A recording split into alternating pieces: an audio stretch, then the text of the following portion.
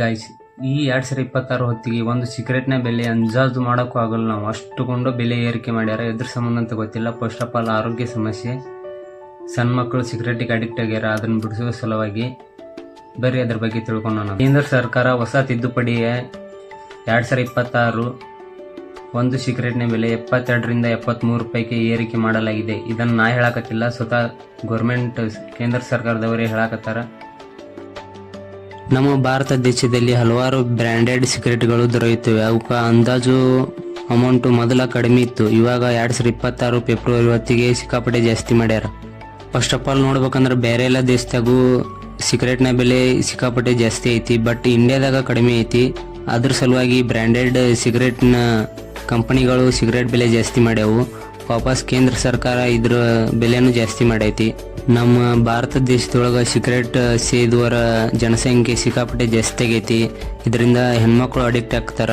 ವಾಪಸ್ ಸಣ್ಣ ಮಕ್ಕಳು ಅಡಿಕ್ಟ್ ಆಗಿರ್ತಾರ. ಇವಾಗ 18 ಏಜ್ ಒಳಗಿದ್ದವರು ಕಾಲೇಜಿಗೆ ಹೋಗೋ ವಿದ್ಯಾರ್ಥಿಗಳು ಚಿಕ್ಕವರಿದ್ದಾಗ ಯಾವುದೇ ಚಟಗಳನ್ನು ಮಾಡ್ತಿರಲ್ಲ. ಕಾಲೇಜ್ ಮೆಟ್ಲು ಹತ್ತಿದ ಗುಟೇನ ಸಿಗರೇಟ್ ಸೇದು ಅವ್ರು ನೋಡ್ಕೆಲ್ಲಿ ಕಾಲೇಜ್ ಫ್ರೆಂಡ್ಸ್ ಒಳಗೆ ಯಾರೋ ಒಬ್ಬ ಸಿಗರೇಟ್ ಸೇಯ್ತಿರ್ತಾನ. ಅವ್ನು ನೋಡಿ ನೀವು ಸಿಗರೇಟ್ ಸೇಯಕ್ಕೆ ಕಲಿತೀರಿ. ಅದು ಮುಂದೊಂದು ದಿನ ನಿಮ್ಮ ಹೆಲ್ತ್ ಇಶ್ಯೂಗೆ ಪ್ರಾಬ್ಲಮ್ ಆಗುತ್ತೆ. ಇದರ ದೃಷ್ಟಿಯಿಂದಾಗಿ ಕೇಂದ್ರ ಸರ್ಕಾರದವರು ಬೆಲೆ ಏರಿಕೆಯನ್ನು ಮಾಡ್ಯಾರ. ನಮ್ಮ ಇಂಡಿಯಾದಾಗ ಇವಾಗ ಸಿಕ್ಕಾಪಟ್ಟೆ ಸಿಗರೇಟ್ ಸೇದುವರ ಜನಸಂಖ್ಯೆ ಜಾಸ್ತಿ ಆಗೈತಿ. ತಂದೆ ತಾಯಿ ಕಾಲೇಜ್ಗೆ ಅಂತ ಕಳ್ಸಿರ್ತಾರ, ಬಟ್ ಅವ್ರು ಅಲ್ಲಿ ಹೋಗಿ ಬೇರೆ ಎಲ್ಲ ಫ್ರೆಂಡ್ಸ್ ಜೊತೆ ಕೂಡಿ ಹಾಳಾಗಿರ್ತಾರ. ಸಿಗರೇಟ್ ಸೇಗಿ ಅಡಿಕ್ಟ್ ಆಗಿರ್ತಾರ. ಬಟ್ ಅವ್ರಿಗೆ ಆ ಏಜ್ನಾಗ ಏನೂ ಅನ್ಸಲ್ಲ.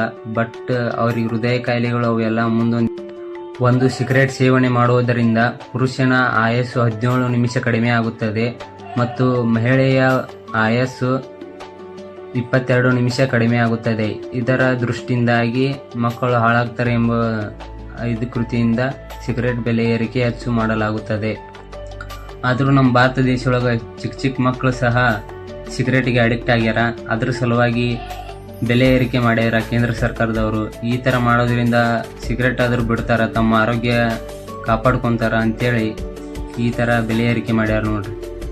ಯಾರು ಸಣ್ಣ ಮಕ್ಕಳು ಸಿಗರೇಟ್ ಸೇವನೆ ಮಾಡಕ್ ಹೋಗ್ಬಿಡ್ರಿ. ಯಾರೋ ಒಬ್ರು ಮಾಡ್ತಿದ್ರು ನೀವು ಮಾಡಕ್ ಹೋಗ್ಬಿಡ್ರಿ ಅಂತ ಹೇಳಿರೋರಿಗೆ ತಿಳಿಸಿ. ಯಾಕಂದ್ರೆ ನಿಮ್ಮ ಅಪ್ಪ ಅವ್ವ ಒಂದು ನಂಬಿಕೆ ಇಟ್ಕೊಂಡು ಕಾಲೇಜಿಗೆ ಕಳಿಸಿರ್ತಾರ. ನೀವು ಆ ಥರ ಯಾವುದೋ ಚಟಕ್ಕೆ ಅಡಿಕ್ಟ್ ಆಗಿ ನಿಮ್ಮ ಲೈಫ್ ಹಾಳು ಮಾಡ್ಕೊಳಕ್ ಹೋಗ್ಬಿಡ್ರಿ.